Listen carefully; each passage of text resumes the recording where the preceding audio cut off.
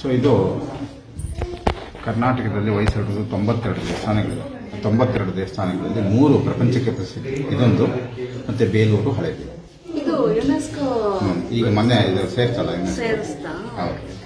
So ಇದು ವಿಷ್ಣು ದೇವಸ್ಥಾನ. ಇದರ ಪೂರ್ಣ ಹೆಸರು ಕೇಶವ ದೇವಾಲಯ. ಇದನ್ನು ಹೊಯ್ಸಳರು ಕಟ್ಟಿಸಿರೋದು 13ನೇ ಶತಮಾನ. ಇಲ್ಲಿಗೆ ದೇವಸ್ಥಾನ ಕಟ್ಟಿಸಿ 750 ವರ್ಷ ಆಗಿದೆ. ಬಟ್ ಇದನ್ನ ಕಟ್ಟೋದಕ್ಕೆ 58 ವರ್ಷ ತಗೊಂಡು 58 ಇಯರ್ಸ್.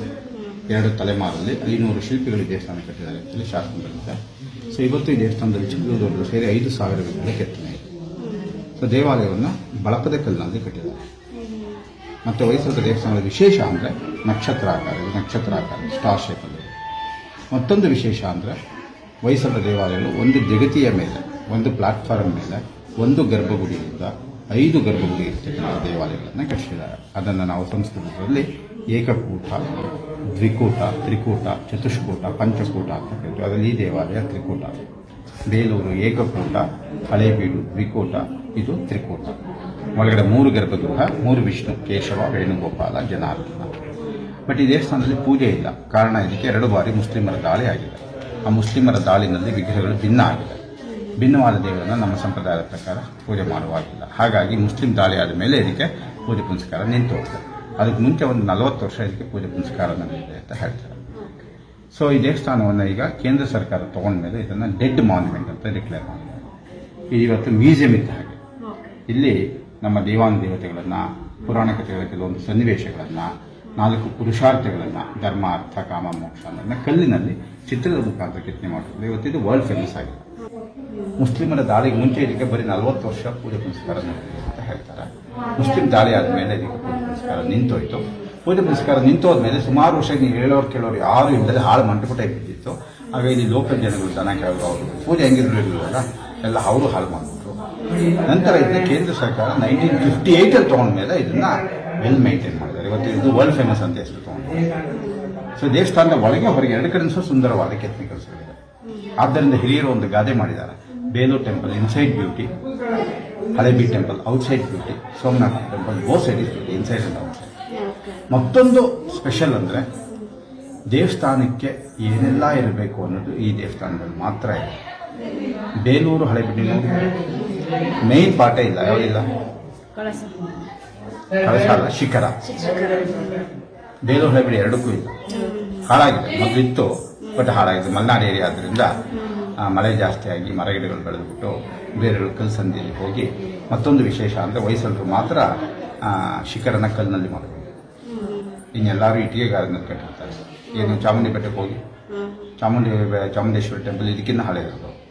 ಬಟ್ ಆ ದೇವಸ್ಥಾನ ಎಲ್ಲ ಕಲ್ಲಿನಲ್ಲಿ ಕಟ್ಟಿದ್ದಾರೆ. ಶಿಖರನ ಇಟ್ಟಿಗೆಗಾರನಲ್ಲಿ ಕಟ್ಟಿದ್ದಾರೆ. ಅದಕ್ಕಿಂತ ಹಳೆಯದು ಶ್ರೀರಂಗಪಟ್ಟಣ ರಂಗನಾಥ ಟೆಂಪಲ್, ಅದು ಅಷ್ಟೇ ದೇವಸ್ಥಾನ ಎಲ್ಲ ಕಲ್ಲಿನಲ್ಲಿ ಕಟ್ಟಿದ್ದಾರೆ. ಶಿಖರನ ಇಟ್ಟಿಗೆಗಾರನಲ್ಲಿ ಕಲ್ಲು. ಹೊಯ್ಸಳರ ದೇವಾಲಯಗಳೆಲ್ಲ ಕಲ್ಲಿದೆ. ಇದೊಂದು ದೇವಸ್ಥಾನ ಉಳ್ಕೊಂಡಿದೆ. ಬೇಲೂರು ಹಳೇಬೀಡು ಎರಡರಲ್ಲೂ ಹಾಳಾಗಿದೆ. ಲ್ಯಾಕ್ ಆಫ್ ಇದೆ ಬೇಲೂರು ಹಳೇಬೀಡು ನಿಮಗೆ ತಲೆ ಇಲ್ಲದ ದೇವಸ್ಥಾನ, ಇದು ತಲೆ ಇರೋ ದೇವಸ್ಥಾನ. ಹಾಗಾಗಿ most beautiful than Belur Halebidu ಅಂತ ಹೆಸರು. ಅದಕ್ಕೆ ಹಿರಿಯರು ಒಂದು ಗಾದನೆ ಮಾಡ್ತಿದ್ದಾರೆ, Belur temple inside beauty, Halebidu temple outside beauty, Somanatha temple both side is beauty, inside and outside. So ನಾವು ಫಸ್ಟ್ ಹೊರಗಡೆ ನೋಡಿ ನಂತರ ಹೊರಗಡೆ ನೋಡಿ. ನಮ್ಮ ಹಿಂದೂ ದೇವಾಲಯಗಳು ಯಾವಾಗಲೂ ಪೂರ್ವ ದಿಕ್ಕಿಗೆ ಮುಖ ಇರೋದು. ಯಾಕೆಂದರೆ ಸೂರ್ಯೋದಯ ಆಗೋದ್ರಿಂದ ಗಾಳಿ ಬೆಳಕು ಬರಲಿಕ್ಕೋಸ್ಕರ ಕಲ್ಲಿನ ಕಿಟಿಗಳು ಸಹ ಮಾಡಿದ್ದಾರೆ, ಜಾಲಾಂತಗಳು. ಇಲ್ಲಿ ಗೋಡೆ ಮೇಲ್ಗಡೆ ಫಸ್ಟ್ ಆನೆಗಳ ಸಾಲು, ಶಕ್ತಿ ಸಂಕೇತ. ದೇವಾಲಯವನ್ನು ಹೊತ್ತು ನಿಂತಿರುವ ಸಂಕೇತ. ನಂತರ ಕುದುರೆ, ವೇಗದ ಸಂಕೇತ. 3ನೇ ಸಾಲು ಹೂವಿನ ಬಳ್ಳಿ, ಅಲಂಕಾರ. ರಾಜ ರಾಜ್ಯಭಾರವನ್ನು ಆನೆಯಷ್ಟು ಶಕ್ತಿಯಾಗಿ, ಕುದುರೆಯಷ್ಟು ವೇಗವಾಗಿ, ಹೂವಿನಷ್ಟು ಸುಂದರವಾಗಿ ತನ್ನ ರಾಜ್ಯಭಾರ ಮಾಡ್ತಾನೆ ಸಂಕೇತ. ಈ ಸಾಲಿನಲ್ಲಿ ಪುರಾಣ ಕಥೆ, ಭರತನಾಟ್ಯ ವಾದ್ಯಗೋಷ್ಠಿ, ನಂತರ ವಿಷ್ಣು ವಿಗ್ರಹಗಳು, ನಂತರ ಸಿಂಹಗಳು, ಸಿಂಹ ಹೊಯ್ಸಳರಿಗೆ ಲಾಂಛನ. ನಂತರ ಇದೆಲ್ಲ ವಾರಿಯರ್ಸು, ಮ್ಯೂಜಿಷಿಯನ್ಸು. ಇಲ್ಲಿ ಕೆಲವೊಂದು ಮಿಥುನ ಕಲೆಗಳು ಸಹ ಮಾಡಿದ್ದಾರೆ.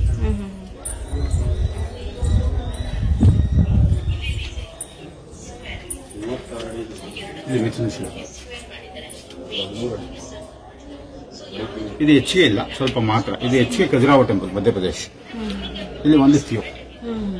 ಸೊ ನಮ್ಮಲ್ಲಿ ಪ್ರತಿ ದೇವರಿಗೂ ವಾಹನಗಳಿದೆ. ವಿಷ್ಣುವಿಗೆ ವಾಹನ ಗರುಡ, ನೋಡಿದ ಗರುಡ ಪಕ್ಷಿ. ಇಲ್ಲಿ ವಿಷ್ಣು ಇವರ ಸರ್ಕಲ್ ಮೇಲೆ ಕೂತ್ಕೊಂಡು ಶೇಷಶಾಹಿ.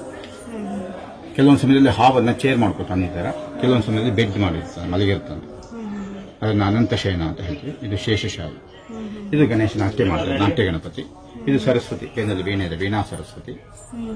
ಇದು ಒಳಗಡೆ ಅಭಿಷೇಕದ ನೀರು ಹೊರ ಬರಲಿಕ್ಕೆ ಗರ್ಭಗುಡಿಯಿಂದ 18 ಅಡಿ ಉದ್ದದ ಪೈಪ್ ಇದು. ಈಗೆಲ್ಲ ಪ್ಲಾಸ್ಟಿಕ್ ಪೈಪ್, ಆಗ ಕಲ್ಲಿನ ಪೈಪ್. ಜನನೂ ಹಾಗೆ ಕಲ್ಲಿದ್ದಾಗಿದ್ದು, ಈಗೆಲ್ಲ ಪ್ಲಾಸ್ಟಿಕ್. ಇಲ್ಲಿ ಸುಂದರವಾದ ಕೃಷ್ಣನ ವಿಗ್ರಹ. ಕೃಷ್ಣ ಕೊಳಲು ಹೋಗ್ಬೇಕಾದ್ರೆ ಸುತ್ತ ಗೋವುಗಳು, ಗೋಪಾಲಕರು. ಇಲ್ಲಿ ಸುಂದರವಾದ ವಿಷ್ಣು ಅಂತ ಹೇಳಬೇಕಾದ್ರೆ ಅವನ ಕೈನಲ್ಲಿ ಶಂಖ, ಚಕ್ರ, ಗದ, ಪದ್ಮ. ನಮ್ಮ ದೇವರುಗಳಿಗೆ ಮಿನಿಮಮ್ 4 ಕೈ ಇರುತ್ತೆ. 2 ಕೈ ಇತ್ತು ಅಂದ್ರೆ ಮನುಷ್ಯ, 4 ಕೈ ಇತ್ತು ಅಂದ್ರೆ ದೇವಾಂದೇವರು. ಮಿನಿಮಮ್ 4, ಮ್ಯಾಕ್ಸಿಮಮ್ ಎಷ್ಟು ಗೊತ್ತಾ? 36. ಇಟ್ಕೊಂಡಿಲ್ಲ ನೋಡಿದ್ರೆ 4 ಕೈ ಇರೋ ವಿಷ್ಣು, ನೋಡಿದ್ರೆ 6 ಕೈ ಇರೋ ವಿಷ್ಣು. ಇದು ಯಾವ ವಿಗ್ರಹ? ಯಾವ್ದಲ್ಲಿ ಯಾವುದು ನೀವು ಐಡೆಂಟಿಫಿಕೇಶನ್ ಮಾಡಬೇಕಾದ್ರೆ ಫಸ್ಟ್ ಹೆಣ್ಣು ಗಂಡು ನೋಡಬೇಕು. ಆಮೇಲೆ ಅವ್ರ ಕೈಲಿರೋ ಆಯುಧಗಳು ನೋಡಬೇಕು. ಕೆಲವೊಂದು ಸಮಯ ಅವರ ವಾಹನ ಇರುತ್ತೆ ಕೆಳಗಡೆ. ಇದಿಷ್ಟನ್ನು ಅಬ್ಸರ್ವ್ ಮಾಡಿದ್ಮೇಲೆ ನೀವು ಆ ದೇವರು ಯಾವುದು ಅಂತ ಹೇಳಲಿಕ್ಕೆ ಸಾಧ್ಯ. ಈಗ ಇದು ನಾನು ವಿಷ್ಣು ಅಂತ ಹೇಳಿದೆ ನಿಮಗೆ. ಹೆಂಗೆ ಹೇಳಿದೆ ಅಂದ್ರೆ ಗಂಡು ವಿಗ್ರಹ, ಕೈನಲ್ಲಿ ಶಂಖ ಚಕ್ರ ಇದೆ. ಅದೇ ಹೆಣ್ಣು ವಿಗ್ರಹ ಇದ್ರೆ ಲಕ್ಷ್ಮಿ ಆಗ್ಬಿಡ್ತಾ ಇದ್ಲು. ಗದನೇ ಇರಬೇಕು ಅಂತ ಏನಿಲ್ಲಮ್ಮ. ಯಾವ್ದಾದ್ರು ಒಂದು ಆಯುಧ ಇದ್ರು ಅದು ಇರೋ ವಿಷ್ಣು ಇದು. ನೋಡಿ, ಈ ಕಡೆ 3 ಇದೆ, ಈ ಕಡೆ 3 ಇದೆ. ಬಿಲ್ಲು ಬಾಣನು ಸಹ ಇದೆ. ಯಾಕಂದ್ರೆ 36 ಕೈ ಎಂದಾಗ 36 ಆಯುಧಗಳು ಇರಬೇಕಲ್ಲ. ದೇವತಾ ಮೂರ್ತಿಗಳ ಪಕ್ಕದಲ್ಲಿ ಮನುಷ್ಯ ವಿಗ್ರಹಗಳು 2 ಕೈ ಇರೋದು. ಅಸಿಸ್ಟೆನ್ಸ್, ಫಲಧಾರಣಿ, ಪುಷ್ಪಧಾರಣಿ. ಫಲ ಅಂದ್ರೆ ಜೋಳ, ನೋಡಿ ಮುಸ್ಕಿನ ಜೋಳ, ಕಾಲ್, ಸ್ವೀಟ್ ಕಾಲ್. ಇದು ಕಾಲ್ಪನಿಕ ಪ್ರಾಣಿ. ಹೊಯ್ಸಳರ ದೇವಾಲಯಗಳಲ್ಲಿ ಮಾತ್ರ ಬರುತ್ತೆ. 7 ಪ್ರಾಣಿಗಳ ಒಂದೊಂದು ಭಾಗ ಸೇರಿಸಿ ಒಂದು ಪ್ರಾಣಿ ಮಾಡಿದಾನೆ. ಹಂದಿಯ ದೇಹ, ಸಿಂಹದ ಕಾಲು, ಮೊಸಳೆ ಬಾಯಿ, ನವಿಲು ಬಾಲ, ಹಸುವಿನ ಕಿವಿ, ಆನೆ ಸೊಂಡಿಲು, ಕೋತಿ ಕಣ್ಣು. 7 ಪ್ರಾಣಿಗಳ ಒಂದೊಂದು ಭಾಗ. ಮಕರ ಅಂತೇಳಿ ಕಾಲ್ಪನಿಕ, ಅದು ಇಮ್ಯಾಜಿನರಿ. ಈ ಪ್ರಾಣಿ ಇತ್ತು ಅಂದ್ರೆ ಅದು ಹೊಯ್ಸಳ ಟೆಂಪಲ್ ಅಂತ ನಿಮಗೆ ಫುಲ್ ಐಡೆಂಟಿಫಿಕೇಶನ್. ನಂತರ ಹಂಸ, ನೀರಿನಲ್ಲಿ ವಾಸ ಮಾಡ್ತಕ್ಕಂಥ ಪ್ರಾಣಿ, ಸ್ವಚ್ಛತೆಯ ಸಂಕೇತ. ಇಲ್ಲಿ ವಿಷ್ಣು ಯೋಗ ಮುದ್ರೆಯಲ್ಲಿ ಇರೋದು. ಯೋಗ ಮುದ್ರೆಯಲ್ಲಿರೋ ವಿಷ್ಣು ಬಹಳ ರೇರು. ಈ ದೇವಸ್ಥಾನದಲ್ಲಿ ಮಾತ್ರ ನೀವು ನೋಡ್ತೀರ ಯೋಗ ಮುದ್ರೆಯಲ್ಲಿ ಇರೋದು ವಿಷ್ಣು. ಮತ್ತೆ ಇಲ್ಲಿ ನಾಟ್ಯ ಲಕ್ಷ್ಮಿ ಬಹಳ ರೇರು. ಲಕ್ಷ್ಮಿ ಯಾವಾಗಲೂ ಕಮಲದ ಹೂ ಮೇಲೆ ಕೂತಿರೋದೇ ಜಾಸ್ತಿ. ಈ ದೇವಾಲಯದಲ್ಲಿ ಮಾತ್ರ ನಾಟ್ಯ ಭಂಗಿಲಿ ನೋಡ್ತಾರೆ ಲಕ್ಷ್ಮಿಯನ್ನು. ದೇವತಾ ಮೂರ್ತಿಗಳ ಪಕ್ಕದಲ್ಲಿ ಫಲಧಾರಣಿ, ಪುಷ್ಪಧಾರಣಿ ಅಂತೇಳಿ ಮಾಡಿದ್ದಾರೆ. ಇಲ್ಲಿ ಬ್ರಹ್ಮನ ಐಡೆಂಟಿಫಿಕೇಶನ್ 3 ಮುಖ ಮತ್ತೆ ಗಡ್ಡ ತೋರಿಸಿದ್ದಾರೆ. ಸೊ ಬ್ರಹ್ಮ ಸೃಷ್ಟಿ ಮಾಡ್ತಕ್ಕಂಥವನು, ವಿಷ್ಣು ಒಳ್ಳೆಯವರನ್ನ ಕಾಪಾಡ್ತಕ್ಕಂಥವನು, ಶಿವ ಕೆಟ್ಟವರನ್ನು ಸಂಹಾರ ಮಾಡ್ತಾರೆ. ಅದಕ್ಕೆ ಅವರನ್ನ ಸೃಷ್ಟಿ, ಸ್ಥಿತಿ, ಲಯ. ನೀವು ಧನ್ವಂತರಿ ಕೇಳಿದ್ದೀರಾ? ಯಾರು ಧನ್ವಂತರಿ? ಆರೋಗ್ಯ.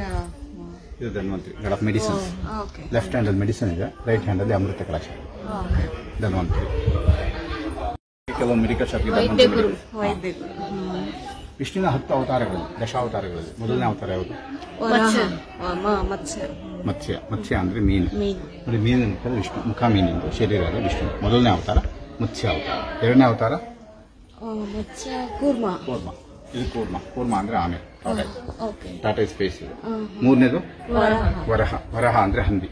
ಹಂದಿ ರೂಪದಲ್ಲಿ ಬಂದು ಭೂದೇವಿಯನ್ನು ಕಾಪಾಡ್ತಾನೆ. ಕೈನಲ್ಲಿ ಭೂಮಿಯನ್ನ ಓವಲ್ ಶಕ್ತಿ ಮಾತ್ರ.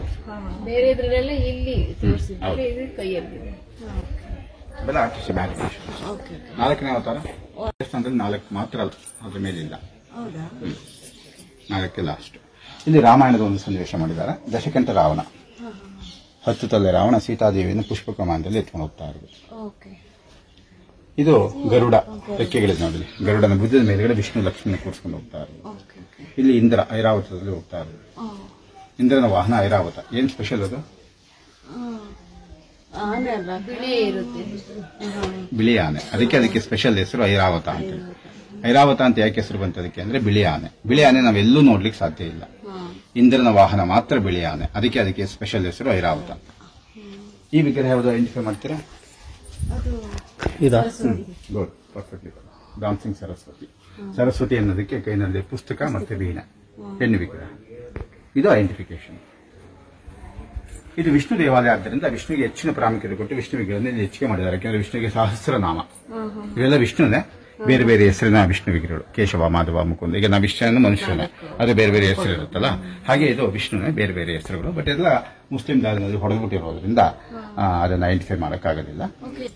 ಈ 6 ಸಾಲುಗಳು ಮಾತ್ರ ನಿಮಗೆ ದೇವಸ್ಥಾನ ಸುತ್ತ ಕಾಮನ್ ಆಗಿ ಬರುತ್ತೆ. ಆನೆ, ಕುದುರೆ, ಹೂಬಳ್ಳಿ, ಪುರಾಣ ಕಥೆ, ಮಕರ, ಹಂಸ ಕಾಮನ್ ಆಗಿ ಬರುತ್ತೆ. ಸೊ ಇಲ್ಲಿ ಕೃಷ್ಣ ಬೆಣ್ಣೆ ಕದೀತಾ ಇರೋದನ್ನ ಬಹಳ ಚೆನ್ನಾಗಿ ಮಾಡಿದ್ದಾರೆ. ಬೆಣ್ಣೆ ಕೃಷ್ಣ, ಅವನು ಬೆಣ್ಣೆ ಕದೀತಾನೆ ಅಂದ್ಬಿಟ್ಟು ಮಡಕೆನಲ್ಲಿ ತುಂಬಿತಾರೆ, ಮೇಲೆ ನೇತಾಗ್ತಾ ಇದ್ರು. ಆದ್ರೂ ಸಹ ಬಿಡ್ತಾ ಇರಲ್ಲ. ಅವನ ತನ್ನ ಸ್ನೇಹಿತನ ಬಗ್ಗೆ ನಿಲ್ಲಿಸಿ ಅವನ ಬೆನ್ನೆ ಮೇಲೆ ಹತ್ತಿ ಕೃಷ್ಣ ಬೆಣ್ಣೆ ಕದೀತಾ ಇರೋದನ್ನ ಮಾಡಿದ್ರು. ಬೆಣ್ಣೆ ಕೃಷ್ಣ ನೋಡಿ, ಬೆಣ್ಣೆ ಮಡಿಕೆಗಳು. ಇಲ್ಲಿ ಕೃಷ್ಣ ಗೋವುಗಳ ಕಾಯ್ದು, ಗೋಪಾಲ.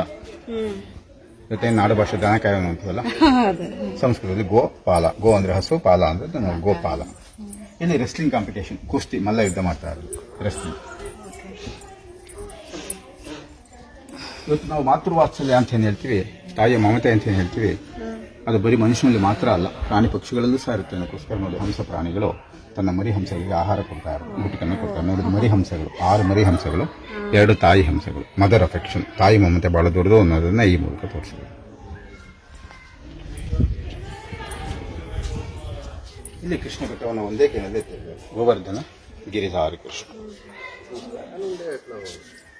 ಸೊ ದೇವಸ್ಥಾನದ ಪ್ರೊಟೆಕ್ಷನ್ಗೋಸ್ಕರ ಸುತ್ತ ಕಾಂಪೌಂಡ್ ಏನ್ ಮಾಡಿದ್ದಾರೆ, ಅಲ್ಲಿ ಸಣ್ಣ ಸಣ್ಣ ರೂಮ್ಗಳಿದೆ. 64 ರೂಮ್ ಇದೆ. ಅದನ್ನ ದೇವಗೃಹಗಳು ಅಂತ ಹೋಗ್ತಿರೋದಕ್ಕೆ. ಅದರ ಒಳಗಡೆ ಎಲ್ಲ ಮೂರ್ತಿಗಳಿತ್ತು. ಬ್ರಿಟಿಷರ ಆಳ್ವಿಕೆ ಸಮಯದಲ್ಲಿ ಅದೆಲ್ಲ ಬ್ರಿಟಿಷರು ತಗೊಂಡೋಗಿ ಲಂಡನ್ನು, ಡೆನ್ಮಾರ್ಕ್, ಮ್ಯೂಸಿಯಂಗಳಲ್ಲಿ ಇಟ್ಕೊಂಡಿದ್ದಾರೆ. ಇಲ್ಲಿ ಬಿಚ್ಚಿತಕ್ಕಂಥ ವಿಗ್ರಹ ಏನಿತ್ತು ಅದನ್ನ ಯಾವುದು ಬ್ರಿಟಿಷರ ಆಳ್ವಿಕೆಯಲ್ಲಿ ಬಿಟ್ಟಿಲ್ಲ, ತಗೊಂಡೋಗೋದು. ಅವ್ರು ಹಾಳು ಮಾಡಲಿಲ್ಲ, ತಗೊಂಡೋದ್ರು. ಇಲ್ಲಿ ಗರ್ಭಗುಡಿ ಮೇಲ್ಗಡೆ ಇದೆಯಲ್ಲ, ಇದಕ್ಕೇನಂತ ಕರಿತೀವಿ? ಕರೆಕ್ಟ್. ಹೊಯ್ಸಳರು ಮಾತ್ರ ಕಲ್ಲಿನಲ್ಲಿ ಕಟ್ಟಿರೋದು, ಇನ್ನೆಲ್ಲರೂ ಇಟ್ಟಿಗೆ ಗಾರಿನಲ್ಲಿ ಕಟ್ಟಿರ್ತಾರೆ. ಹೊಯ್ಸಳರು ಕಲ್ಲಿನಲ್ಲಿ ಕಟ್ಟಿರೋದು. ಅದು ಉಳ್ಕೊಂಡಿರೋದು ಈ ದೇವಸ್ಥಾನದಲ್ಲಿ ಮಾತ್ರ. ಬೇಲೂರು ಹಳೆಬೀಡು ಎರಡರಲ್ಲೂ ಹಾಳಾಗಿದೆ. ಬ್ಲಾಕ್ ರೂಫ್ ಇದೆ ಬೇಲೂರು ಹಳೆಬೀಡು. ಬೇಲೂರು ಹಳೆಬೀಡು ನಿಮಗೆ ತಲೆ ಇಲ್ಲದ ದೇವಸ್ಥಾನ. ಶಿಖರ ಇಲ್ಲದಲ್ಲಿ ದೇವಸ್ಥಾನ ಇರೋಲ್ಲ. ಇದನ್ನ ತಿಳ್ಕೊಳ್ಳಿ, ಹಿಂದೂ ದೇವಾಲಯಗಳಲ್ಲಿ ಶಿಖರ ಇಲ್ಲದಲೆ ದೇವಸ್ಥಾನಗಳೇ ಇರಲ್ಲ. ಪೂಜೆ ನಡಿಬೇಕು ಅಂದ್ರೆ ಶಿಖರ ಇರಲೇಬೇಕು. ಆ ಮೇಲ್ಗಡೆ ಕಲಶ ಇದೆಯಲ್ಲ ತುದಿಯಲ್ಲಿ, ಅದು ಒಳಗಡೆ ಮೂಲ ವಿಗ್ರಹನ ಏಕಕಾಲದಲ್ಲಿ ಪ್ರತಿಷ್ಠಾಪನೆ ಮಾಡ್ತಕ್ಕಂಥದ್ದು. ಅದಿಲ್ಲದೆ ಅದೇ ದೇವಸ್ಥಾನ ಅಲ್ಲಿ ಪೂಜೆ ನಡೆಯುತ್ತೆ. ಅದೇನು ಆಮೆ ಶೇಪ್ ಬರುತ್ತಾ ಅಲ್ಲಿ ಎಲ್ಲಿ? ಮೇಲ್ಗಡೆ ಅದು ಆಮೆ ಶೇಪ್ ಏನಲ್ಲ, ಅದು ನಮ್ಮ ಹಿಂದೂ ಫ್ಲಾಗ್ ಅನ್ನು ಸಿಗಿಸೋದಕ್ಕೆ ಗೂಟ ಅಷ್ಟೇ ಅದು. ಇದು 2ನೇದು ಅಭಿಷೇಕ ನೀರು ಬರಲಿಕ್ಕೆ. ಇದು 18 ಅಡಿ ಉದ್ದ, 1 ಕಿಲೋಮೀಟರ್. ಕೌರವರ ಅರಮನೆ, general view of the palace. ನೀವು ಕೇಳಬಹುದು ಹೆಂಗೆ ಇದನ್ನ ಕೌರವರ ಅರಮನೆ ಅಂತ ಹೇಳ್ತೀರಾ? ನನಗೆ ಗೊತ್ತಿಲ್ಲ, ನಮ್ಮ ತಾತಂಗೆ ಗೊತ್ತಿಲ್ಲ, ನಮ್ಮ ಮುತ್ತಾತಂಗೆ ಗೊತ್ತಿಲ್ಲ. ಬಟ್ ಇದನ್ನ ಅದು ಶಾಸನದಲ್ಲಿ ಬರ್ತಿದ್ದಾರೆ. ಇಂಥ ಜಾಗದಲ್ಲಿ ಕೌರವರ ಅರಮನೆಯನ್ನ ಕೆತ್ತನೆ ಮಾಡಿದ್ದೀವಿ. ಅರಮನೆ ಜನರಲ್ ವ್ಯೂ. ಇದು ಇನ್ನರ್ ಪಾರ್ಟ್, ಒಳಗಡೆ ಪೋರ್ಷನ್ ಅರಮನೆದು. ಅರಮನೆ ಅಂದಾಗ ಮೇನ್ ಡೋರ್ ಇರುತ್ತಲ್ಲ, ಮೇನ್ ಎಂಟ್ರೆನ್ಸ್ ಇರುತ್ತಲ್ಲ, ಅದನ್ನ ಡೆಕೋರೇಟಿವ್ ಮಾಡಿರ್ತಾರಲ್ಲ, ಅದನ್ನ ಸಪರೇಟ್ ಆಗಿ ಮಾಡಿ ತೋರಿಸ್ತಾರೆ. Door and door. ಇದನ್ನೇ ಈಗ ಕಾಪಿ ಮಾಡಿ ಮೈಸೂರು ಅರಮನೆ ಡೋರ್ ಎಲ್ಲ ಮಾಡಿರೋದು. ಇದು ವಿಷ್ಣು ದೇವಾಲಯ ಆದ್ದರಿಂದ ವಿಷ್ಣುವಿಗೆ ಹೆಚ್ಚಿನ ಪ್ರಾಮುಖ್ಯತೆ ಕೊಟ್ಟು ವಿಷ್ಣು ವಿಗ್ರಹವನ್ನು ಹೆಚ್ಚಿಗೆ ಮಾಡಿದ್ದಾರೆ. ಯಾಕೆಂದ್ರೆ ವಿಷ್ಣುವಿಗೆ ಸಹಸ್ರನಾಮ. ಬಟ್ ವಿಷ್ಣು ವಿಗ್ರಹಗಳೇನಿದೆ 90% ನಾನು ನಿಮ್ಗೆ ಹೇಳಿದೆ, ವಿಷ್ಣು ವಿಗ್ರಹಗಳು ನಿಂತಿರೋದು, ಇಲ್ಲ ಕೂತಿರೋದು, ಇಲ್ಲ ಮಲಗಿರೋದು. ನಾಟ್ಯ ಭಂಗಿನಲ್ಲಿ ವಿಷ್ಣು ನೋಡೋದು ಬಹಳ ಕಮ್ಮಿ. ಶಿವನ ನಾಟ್ಯ ಭಂಗಿ ನೋಡ್ತೀವಿ, ನಟರಾಜ ಅಂತಾನೆ ಹೆಸರು. ಈ ದೇವಸ್ಥಾನದಲ್ಲಿ 90% ವಿಷ್ಣು ಸ್ಟ್ಯಾಂಡಿಂಗ್ ಪೊಸಿಷನ್ ಇರುತ್ತೆ. 2 ನಾಟ್ಯ ಭಂಗಿ ಇರುತ್ತೆ. ಇದೊಂದು, ಇದನ್ನ ಚತುರ್ಭುಜ ನಾಟ್ಯ ವಿಷ್ಣು ಅಂತ ಕರಿತೀವಿ. ಚತುರ್ಭುಜ ಅಂದ್ರೆ 4 ಕೈ ಇರುತ್ತೆ. ಇದು ಅಷ್ಟಭುಜ ನಾಟ್ಯ ವಿಷ್ಣು, 8 ಕೈ ಇರುತ್ತೆ. ಇವೆರಡು ಮಾತ್ರ ನಾಟ್ಯ ಭಂಗಿ. ಸೊ ದೇವಾಲಯಕ್ಕೆ ಇನ್ನೊಂದು ಮಾಸ್ಟರ್ ಪೀಸ್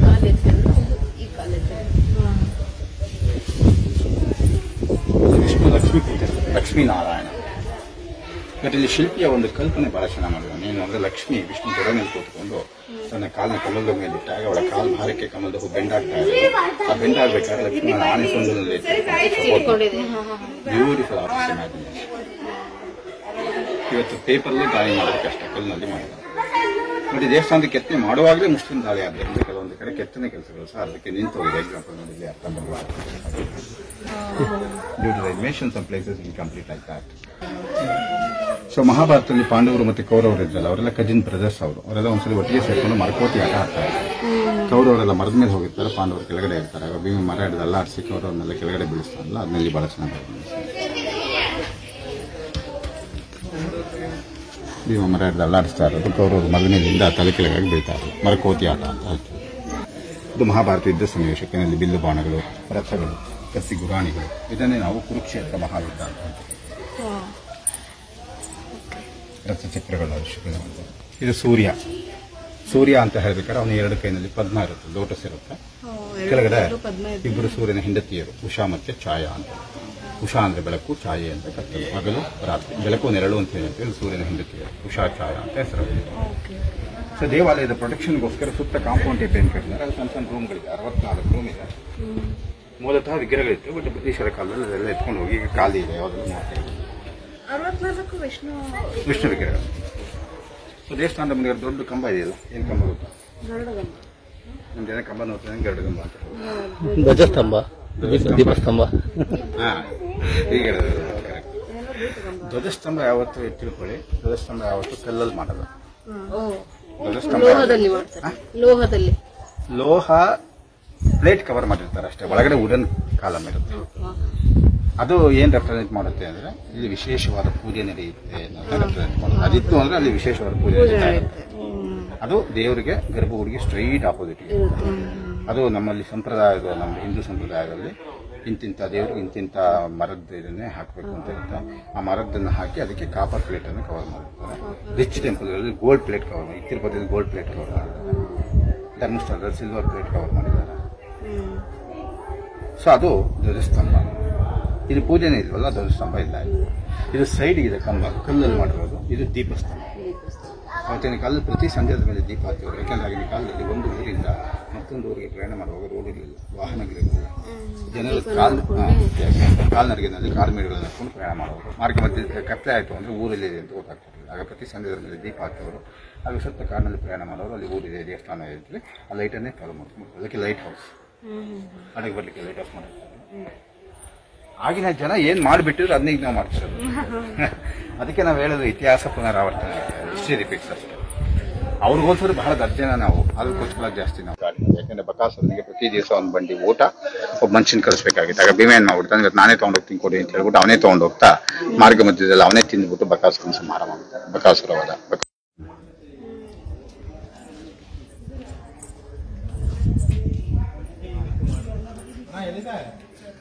ಇದು ಮಹಿಷಾಸುರ ಮರ್ದಿನಿ, ಚಾಮುಂಡೇಶ್ವರಿ ರಾಕ್ಷಸ ಕೋಣನ ರೂಪದಲ್ಲಿ ಬಂದಾಗ ಅವನನ್ನು ಸಂಹಾರ ಮಾಡಿರೋದು. ಆಗ ಕರ್ಲೆಲ್ಲ ಹೊರ ಬಂದಿರೋದು ನೋಡಿ, 8 ಸ್ಟೈನ್ ಮಹಿಷ ಮರ್ದಿನಿ, ಚಾಮುಂಡಿ, ದುರ್ಗಾ ಅಂತ ಹೇಳ್ತಾರೆ. ಇಲ್ಲಿ ಮತ್ತೆ ವಿಷ್ಣು, ನಾಟ್ಯಲಕ್ಷ್ಮಿ. ಇಲ್ಲಿ ಅರ್ಜುನ ಕೆಳಗಡೆ ಎಣ್ಣೆ ಕೊಪ್ಪರಿಕೆ ಮಾಡಿಕೊಂಡು ಮೀನಿನ ಕಣ್ಣಿಗೆ ಬಾಣ ಬಿಟ್ಟರು. ಮತ್ಸ್ಯಯಂತ್ರವೇದ ಅಥವಾ ದ್ರೌಪದಿ ಸ್ವಯಂವರ.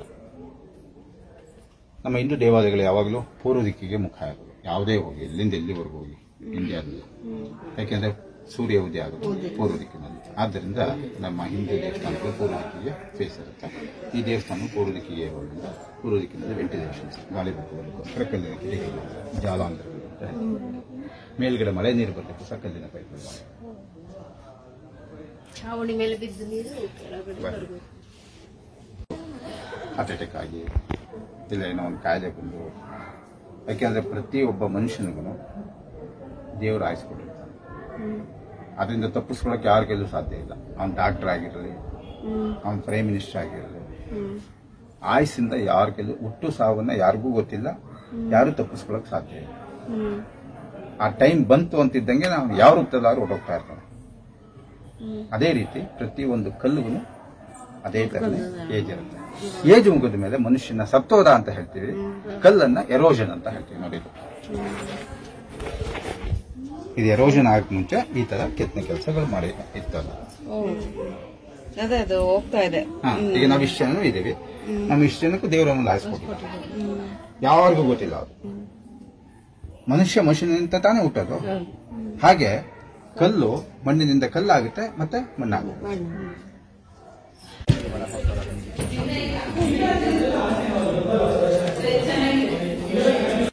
18 ಪಿಲ್ಲರ್ ಇದೆ. 18 ಪಿಲ್ಲರು 18 ಡಿಸೈನ್ ಮಾಡಿದ್ದಾರೆ. ಮೇಲಿರೋ ಸೀಲಿಂಗ್ ನೋಡಿ, ಇಷ್ಟ ಮಾಡಿ ಬ್ಯೂಟಿಫುಲ್ ಸೀಲಿಂಗು, ಮರದಲ್ಲಿ ಮಾಡ್ದಂಗೆ ಕಾಣುತ್ತೆ. ಕೆಲವೊಂದು ಸೀಲಿಂಗಲ್ಲಿ ಕಮಲದ ಮುಗ್ಗಿನ ಡಿಸೈನ್, ಕಮಲದ ಹೂವು ಅಳಕ್ ಮುಂಚೆ ಮುಗ್ಗಿರುತ್ತಲ್ಲ, ಇದು ಬಿಗ್ ಸೈಜ್, ಇದು ಸ್ಮಾಲ್ ಸೈಜ್.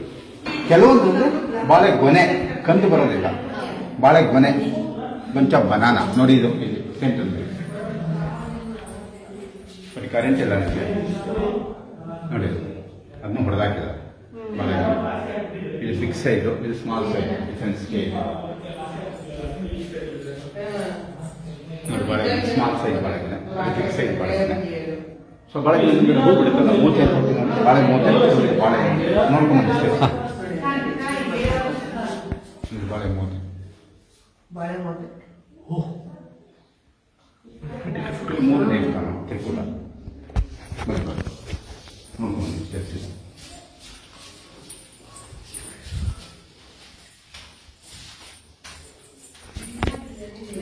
ಇದು ಕೇಶವ. ಬಟ್ ಇದು ಒರಿಜಿನಲ್ ವಿಗ್ರಹ ಅಲ್ಲ. ಒರಿಜಿನಲ್ ವಿಗ್ರಹನ ಟಿ ಶರ್ಟ್ ತೊಗೊಂಡೋಗಿ ಲಂಡನ್ ತಗೊಂಡಿದ್ದಾನೆ. ಸೊ ಇಲ್ಲಿ ಖಾಲಿ ಇತ್ತಲ್ಲ ಅಲ್ಲಿ ಸುತ್ತಮುತ್ತಲಿನ ದೇವಸ್ಥಾನ ಹಾಳಾಗಿ ಬಿದ್ದಿತ್ತು, ಇದು ತಂದಿತ್ತು ಒರಿಜಿನಲ್ ವಿಗ್ರಹ ಅಲ್ಲ, ಬಟ್ ಎಲ್ಲ ಭಿನ್ನ ಆಗಿರೋದ್ರಿಂದ ಪೂಜೆ ಇಲ್ಲ. ಸೊ ದೇವಾಲಯವನ್ನು 3 ಭಾಗ ಮಾಡ್ತಾರೆ. ದೇವರಿರೋ ಜಾಗವನ್ನು ಗರ್ಭಗುಡಿ ಅಂತ, ಗರ್ಭಗೃಹ.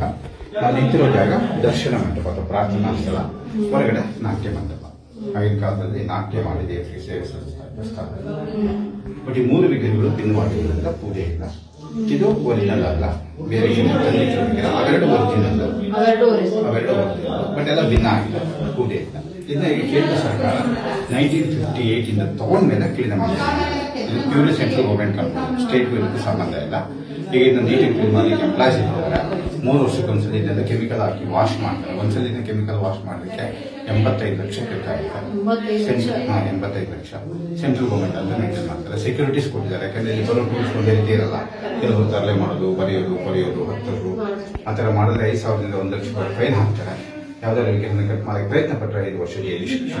ದೇವಸ್ಥಾನದಲ್ಲಿ ತಪ್ಪು ಮಾಡಿ ಗೌರ್ಮೆಂಟ್ ಕೆಲಸ ಕಳ್ಕೊಂಡಿರೋರು ಇದ್ದಾರೆ ಇಷ್ಟು ಜನ. ಆಮೇಲೆ ಒಂದು ಕೈ ಕಾಲು ಏನ್ ಇಟ್ಕೊಂಡ್ರು ಇಲ್ಲ ಹೋಗಿ ಅನುಭವಿಸುವಂತ ಕೆಲಸ ಇದ್ದಾರೆ. ಯಾಕೆಂದ್ರೆ ಇದೆಲ್ಲ ವರ್ಲ್ಡ್ ಹೆರಿಟೇಜ್ ಸೇರಿದ್ರು ಮಾನ್ಯತೆ. ಸೊ ಇದನ್ನ ಏನಿದ್ರು ನೋಡ್ಬೇಕು, ಎಂಜಾಯ್ ಮಾಡ್ಬೇಕು ಅಷ್ಟೇ. ಯಾವುದನ್ನೇ ಮೇಲೆ ಬರೆಯಕ್ಕೆ ಹೋಗೋದು, ಹತ್ತಕ್ಕೆ ಹೋಗೋದು ಇವೆಲ್ಲ ಮಾಡ್ಕೊಂಡು ತಕ್ಷಣ ಆಯುಷ್ ಮಾಡ್ತಾರೆ. ಸೊ ಅದೇ ರೀತಿ ದೇವಸ್ಥಾನ ಹಾಗೆ ನೋಡಿದ್ರೆ ಬೆಳಗ್ಗೆ ಸಂಜೆ ಹೋಗಿ ನೋಡಿದ್ರು ಬರೀ ಕಲ್ಲು ನೋಡೋದಾಗುತ್ತೆ. ಯಾತ್ರಾ ಸ್ಥಳ ಅಲ್ಲ, ಕಲೆ ಇರತಕ್ಕಂಥ ಸ್ಥಳ. ಆದ್ದರಿಂದ ಇಷ್ಟು ಗ್ರಾಜ್ಯುಯೇಟ್ಗಳಿಗೆ ಸ್ಪೆಷಲ್ ಟ್ರೈನಿಂಗ್ ಮಾಡಿ ಕಳಿಸ್ತಾರೆ. ಅದಕ್ಕೆ ಸರ್ಕಾರದ ಫೀಸು ಸಹ ಮಾಡ್ತಾರೆ. ಸೊ ಇಲ್ಲಿಗೆ ಹೈಲೈಟ್ಸ್ ನಾನು ತೋರಿಸ್ ನಿಮ್ಗೆ ಹೈಲೈಟ್ಸ್ ಅಷ್ಟೇ. ಇದ್ರ ಬಗ್ಗೆ ಪೂರ್ತಿ ತಿಳ್ಕೊಂಡಿದ್ದೀನಿ ಅಂತ ಹೇಳಿದ್ರೆ ನನ್ನಂತ ದೊಡ್ಡ ಇನ್ನೊಬ್ಬ ಇಲ್ಲ. ಇದು ಒಂದು ಓಷನ್ ಇದ್ದಂಗೆ. ಈಗ ನಾವು ಟಿವಿನಲ್ಲಿ ಕ್ರಿಕೆಟ್ ಹೈಲೈಟ್ಸ್ ನೋಡಿ ಹೇಗೆ ತಿಳ್ಕೊತೀವಿ, ಆ ರೀತಿ ಹೈಲೈಟ್ಸ್ ನಾನು ನಿಮ್ಗೆ ತೋರಿಸಿರೋದು ಅಷ್ಟೇ. ಇದು ನೋಡ್ತಾ ಹೋದ್ರೆ ಡೇಸ್ ನ್ಯೂಸ್ ಕಲಾ ಸಾಗರ ಅಂತ ಹೇಳ್ಕೊತೀವಿ. ಸೊ ಈಗ ನಾವು ಟಿವಿನಲ್ಲಿ ಕ್ರಿಕೆಟ್ ಹೈಲೈಟ್ಸ್ ನೋಡಿ ಹೇಗೆ ತಿಳ್ಕೊತೀವಿ, ಆ ರೀತಿ ಹೈಲೈಟ್ಸ್ ಮಾತ್ರ ನಾನು. ಸೊ ಇಲ್ಲಿ ಗೈಡ್ ಮುಗಿಯುತ್ತೆ, ಫೋಟೋ ಗಿಡ ತೆಗೆದಿದ್ರೆ ಒಳಗಡೆ ಹೊರಗಡೆ ಎಲ್ಲ. Thank you.